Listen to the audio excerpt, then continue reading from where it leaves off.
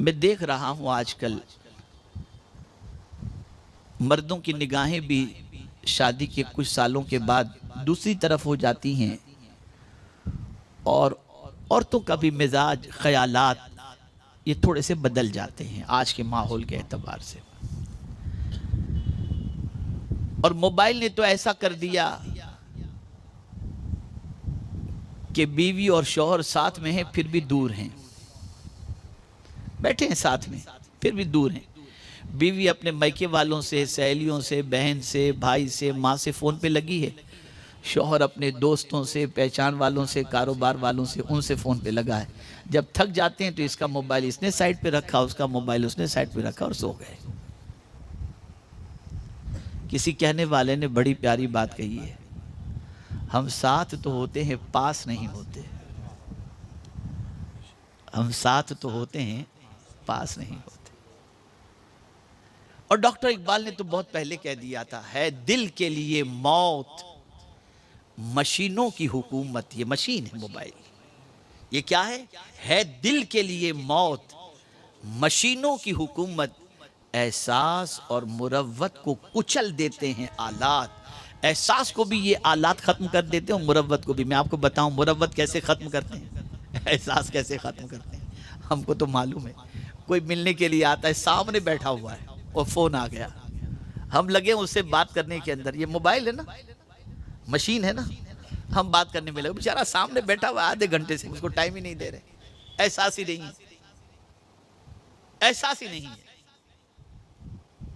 फिर 1 मिनट के लिए उससे पूछ लिया, हाँ क्या काम है आपका? अरे भाई ये बेचारा आधे घंटे से बैठा है, दूर से आया है, कुछ इसकी भी तो सुन लेते। लेकिन एहसास और मुरव्वत को कुचल देते हैं यार। ये हाल हो चुका है।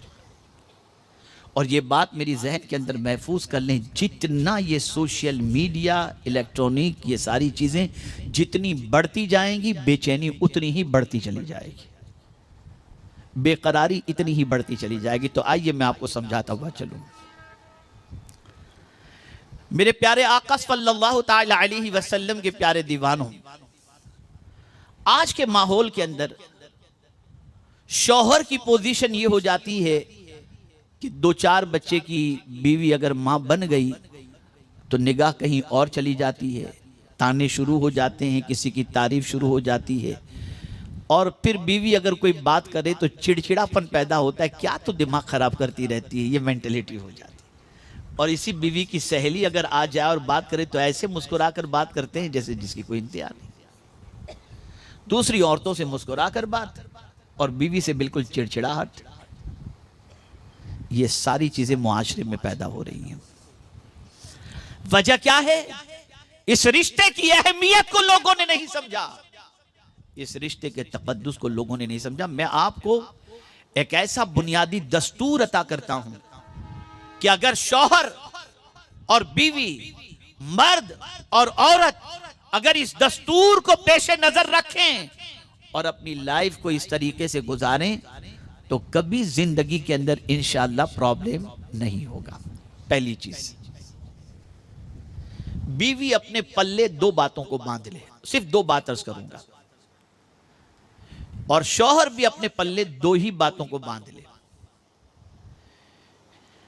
बीवी के एब्सेंट में किसी के सामने अपनी बीवी की बुराई ना करे। पहली चीज,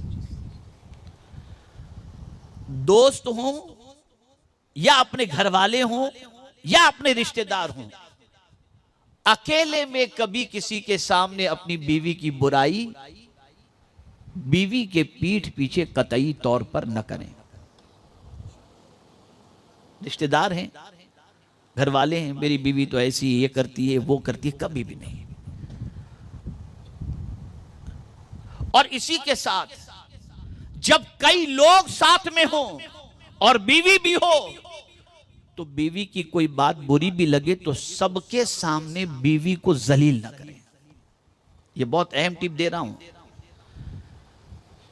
घर वालों के सामने, दोस्तों के सामने, रिश्तेदार के सामने अपनी बीवी की बुराई न करें और सबके सामने बीवी का डिसरिस्पेक्ट न करें। जब ये चीज होगी ना तो बीवी के दिल में अगर आपके सिलसिले में थोड़ी सी भी कोई कजी होगी ना, तो आपके इस रवैये की बुनियाद पर वो कजी दूर हो जाएगी और वो कजी को अल्लाह मोहब्बत में तब्दील फरमा देगा। ये याद रखें। आप जिंदगी में आजमा कर देखिएगा, एक बच्ची को नसीहत की गई थी, वो बच्ची शादी करके गई और उसे भी यही कहा गया था कि अपने शौहर की बुराई किसी के सामने मत करना और लोगों के सामने अपने शौहर की मौजूदगी में शौहर का डिसरिस्पेक्ट मत करना। इस चीज़ का ख्याल रखना। बच्ची ने ये दोनों बात अपनी ज़िंदगी में बिल्कुल इस तरीके से महफूज कर ली कि जब मिली तो कहती है कि इतनी पुरसुकून ज़िंदगी गुजार रही हूँ कि शौहर इतना चाहता है जिसकी कोई इंतहा नहीं।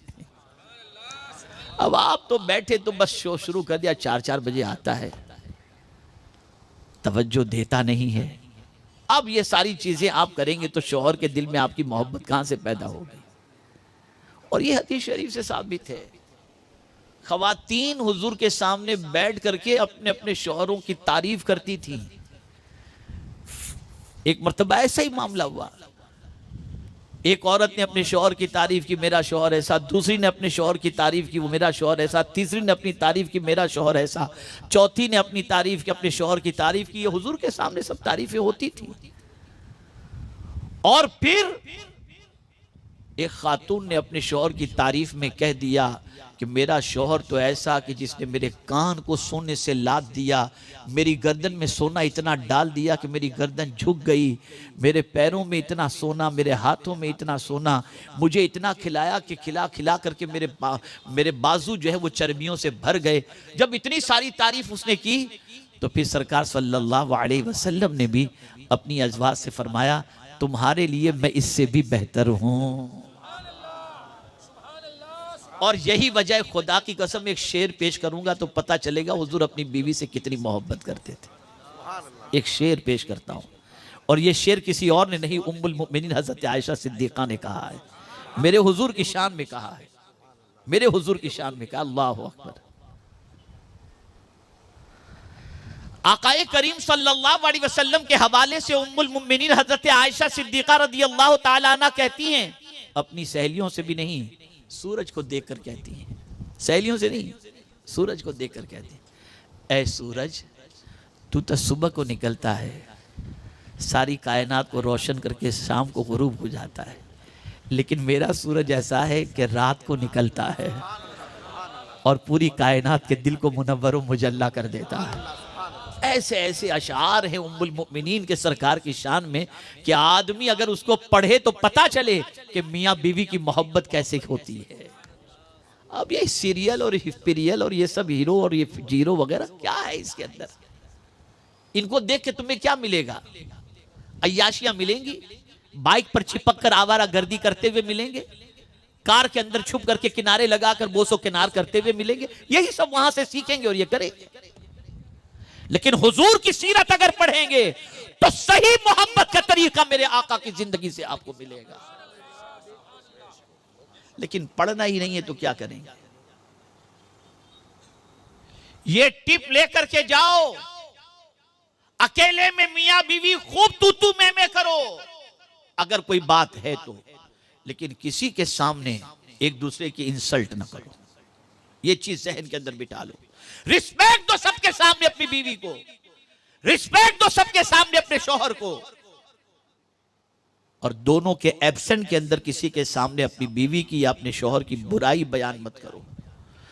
जब ये पोजीशन होगी ना तो जो लड़ाने वाले हैं ना वो ठंडे हो जाएंगे। कुछ लोग होते हैं जो शैतानी काम करते हैं, अरे तेरा शौहर तो यूं, अरे तेरी बीवी तो यूं, लगे रहते हैं इस काम के अंदर। उनका काम ही ये है, वो शैतान के चेले बन करके ये काम करते होते हैं। यही वो रिश्ता है। गौर से सुनिएगा, झूठ कितनी बुरी चीज है आपको मालूम है? कितनी बुरी चीज है। आकाए करीम सल्लल्लाहु अलैहि वसल्लम फरमाते, सरकार की बारगाह में पूछा गया, क्या मोमिन ज़िना कर सकता है? सरकार ने फरमाया हाँ। लेकिन पूछा गया, क्या मोमिन झूठ बोल सकता है? सरकार ने फरमाया नहीं। जो मोमिन होगा वो कभी झूठ नहीं बोलेगा। और आप क्या समझते हो, ये जो नजासत होती है उसी में से बदबू आती है? ना, गुनाहों में बदबू है। आदमी जब गुनाह करता है तो बदबू आती है गुनाह के अंदर, आपको हमको नहीं समझ में आती, वो भी हदीस शरीफ से समझा दूं। आकाए करीम सल्लल्लाहु अलैहि वसल्लम ने इरशाद फरमाया, जब कोई झूठ बोलता है तो उसके मुंह की बदबू से फरिश्ते 40 मील दूर चले जाते हैं। झूठ इतनी खतरनाक चीज है। लेकिन मियाँ बीवी के रिश्ते के सिलसिले में कुर्बान जाइए, हुजूर क्या फरमाते हैं। सरकार फरमाते हैं, इन दोनों के दरमियान सुलह कराने के लिए अगर झूठ भी बोलना पड़े तो झूठ बोल दिया। यहां हुजूर ने इजाजत दी। अरे तू क्या बात करे, तेरे शो वो तो बहुत तेरी तारीफ करता है, वो तो जब मिलता है तेरे गुण गाता है, भले वो गुण ना गाता हो, भले वो तारीफ ना करता हो, लेकिन दोनों को जोड़ने के लिए हुजूर ने इजाजत दी कि तुम ये झूठ बोल सकते हो। और आज तोड़वाने के लिए आदमी झूठ बोलते हैं। कहां से ये सब सीखा है लोगों ने? तो ए रसूल आजम सल्लल्लाहु अलैहि वसल्लम के दीवानों, अर्ज करने का मंशा ये है कि कुछ टिप्स अपने जहन में रखो। शौहर की मौजूदगी में, रिश्तेदारों की मौजूदगी में शौहर का रिस्पेक्ट। सब रिश्तेदार बैठे हो ना, औरत को क्या चाहिए, सब रिश्तेदार बैठे हैं, अपने बाप भी बैठे हैं, अपनी माँ भी बैठी है, अपना भाई भी बैठा है, अपना ससुर भी बैठा है, सब बैठे हैं। पानी पिलाना है तो पहले शौहर को जाकर के दे, शरबत पेश करना है पहले शौहर को दे। जब इतना रिस्पेक्ट वो अपने शौहर की सबके सामने करेगी ना, भले झगड़ा करके अंदर से आई है, अगर कमरे में झगड़ा भी हो गया और रिश्तेदार सब आ गए हैं तो इस झगड़े का पता लोगों को नहीं होना चाहिए, और शौहर के सामने उसका सबके सामने रिस्पेक्ट करे। और ऐसे ही शौहर की जिम्मेदारी भी है कि कोई ऐसी बात हो गई हो और कुछ लोग आ गए हो तो ये नहीं कि मुंह चढ़ा करके बैठे कि सारी कायनात को पता चल जाए कि मियां बीवी में खटपट हुई है। नहीं, आप जब ऐसा करोगे ना तो अल्लाह इस झगड़े को मोहब्बत में तब्दील फरमा देगा, इस नफरत को मोहब्बत में तब्दील फरमा देगा, इस गलत चीज को अल्लाह ताला खत्म फरमा देगा। ये तरीके। दूसरी चीज, केयरफुल्ली लिसन। जब बीवी अपने शौहर को कोई बात कहे तो शौहर तवज्जो से सुने कि ये कहना क्या चाहती है। ये नहीं कि क्या पटपट करती रहती जब देखो तब। नहीं, किससे कहेगी वो? बाप को छोड़ के आई, माँ को छोड़कर आई, सहेलियों को छोड़कर आई, रिश्तेदार को छोड़कर आई, तुमसे नहीं कहेगी तो किससे कहेगी? सुनो गौर से उसकी बात। और ऐसे ही कभी कोई वो कड़क अंदाज में बात कर भी दे बिलफर्ज, तो उसके पीछे उसका मंशा तलाश करो कि नफरत से कह रही है या मुझसे कोई उसकी हक तलफी हुई है जिसकी वजह से कह रही है। होता क्या है कि आदमी जाहिर को देखता है, वो अंदर उसकी फीलिंग को नहीं देखता कि कहीं मुझसे कोई ऐसी बात तो नहीं होगी कि मैंने इसको इग्नोर किया जिससे इसका दिल दुखा और ये कह रही है। और एक और बात खास तौर पर अर्ज करूं, ये गुटखा, तंबाकू, गंदगी, सिगरेट, बहुत सारे लोग ये गुटखा तंबाकू खाकर अपनी जिंदगी गुजारते हैं। मेरी अहलिया को बहुत सारी बच्चियों ने फ़ोन करके बताया कि हजरत से कहें तकरीर के अंदर गुटखा शौहर तंबाकू और गुटखा खा के करीब आता है तो मुंह से इतनी बदबू आती है कि करीब जाने को दिल नहीं चाहता। क्या ये हाल है? रसूल रहमत सल्लल्लाहु ताला अलैहि वसल्लम हमेशा मिसवाक का एहतमाम करते, हमेशा मिसवाक का एहतमाम करते। हमने कुछ सीखा ही नहीं, बस जानवर की तरह जिंदगी गुजारना है, बस यही हमारी जिंदगी है। ऐसे ही औरत को भी चाहिए कि शौहर कुछ कहे तो शौहर की बात को बिल्कुल तवज्जो के साथ सुने, गौर से सुने। कभी गुस्सा भी करे तो सुन लिया करे, इसलिए कि उसका गुस्सा भी टेम्परेरी होता है। और फिर जब गुस्सा ठंडा हो जाए तो अपनी बात उसके सामने रखी कि मेरी ये पोजीशन नहीं थी, मेरी ये नीयत नहीं थी, मेरा ये मकसद नहीं था, बात फौरन ख़त्म हो जाएगी। और ये टिप जहन के अंदर रखें, शौहर जब गुस्से में हो तो बीवी जो है वो एकदम बिल्कुल कुल होकर के रहे, सब्र करे और वक्त को गुजर जाने दे। गुस्सा जब ठंडा हो जाए फिर अपनी बात उनके सामने रखे। और ऐसे ही कभी बीवी को गुस्सा आ जाए तो उसे अपनी शरीक हयात समझकर उसके गुस्से को कबूल कर ले और उस वक्त वो भी ठंडा रहे, ठंडा आराम से चुप रहे, कुछ भी न कहे। थोड़ी देर के बाद उसका गुस्सा काफूर हो जाएगा।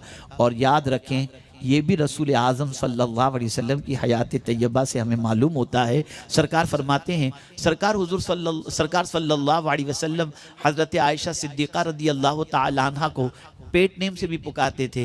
कभी कभी बहुत मुड़ में होते हुज़ूर सल्लल्लाहु अलैहि वसल्लम तो फरमाते या आयश, आयशा भी पूरा नहीं कहते थे, आयश फरमाते। कभी कहते हुमैरा, इस तरह से प्यार से बुलाते थे। एक दिन सरकार सल्लल्लाहु अलैहि वसल्लम ने फरमाया, हुमैरा मुझे पता चल जाता है जब तुम नाराज होती हो मुझे पता चल जाता है जब तुम नाराज होती हो। अच्छा हुजूर, कैसे पता चलता है आपको? तो सरकार फरमाते हैं सल्लल्लाहु अलैहि वसल्लम, जब तुम नाराज होती हो ना तो कहती हो इब्राहिम का रब, और जब खुश होती हो तो कहती हो मोहम्मद का रब ये सब सीरत के अंदर है, ये सब सीरत तैयबा में। अरे दो बर्तन है तो थोड़े से बजेंगे तो सही ना। और हुजूर की जिंदगी से हमें जिंदगी गुजारने का तरीका मिलता है।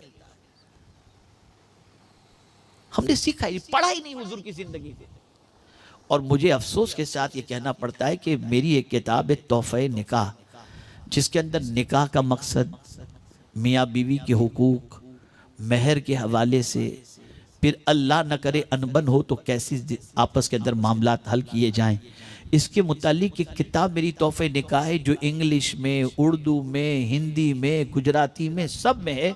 आज सबको डांस करना है लेकिन किताब पढ़ करके जिंदगी सही तौर पे नहीं गुजारनी। बड़ी अजीब पोजीशन हो गई, सीखना ही नहीं है कुछ। नाम के हम मुसलमान रह गए, बाकी हमारी जिंदगी में इस्लाम पर अमल करने का जज्बा ही खत्म हो चुका। तो ये चंद कलिमाते खैर थे। निकाह अल्लाह की निशानियों में से मियाँ बीवी का रिश्ता और दोनों के दरमियान जो मोहब्बत व मवद्दत है, ये अल्लाह की निशानियों में से एक निशानी है।